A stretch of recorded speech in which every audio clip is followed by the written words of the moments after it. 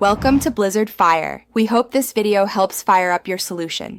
In this video, I will show how to make tomato soup toast at home. Heat the soup gently while toasting bread until golden and crisp. Butter each slice and place on a tray.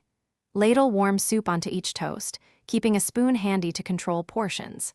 Sprinkle cheese or herbs for texture and flavor, then serve immediately while crunchy and comforting for a quick, cozy meal. Gather simple ingredients before you start cooking to keep the process smooth and relaxed. Prepare 2 cups of soup, 4 slices of sturdy bread, and any toppings you enjoy like cheese or basil. Have a pan ready to brown your bread and a ladle for neat pouring.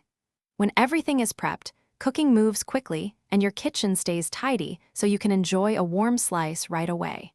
Keep things simple with a few careful steps for the best results. Toast slices until golden and crisp so they hold the soup without becoming mushy. Warm the soup slowly and stir to keep it silky and lump-free. Use a ladle to place soup on toast in measured amounts and finish with a quick broil or sprinkle of cheese if you like melty topping and an extra crunch.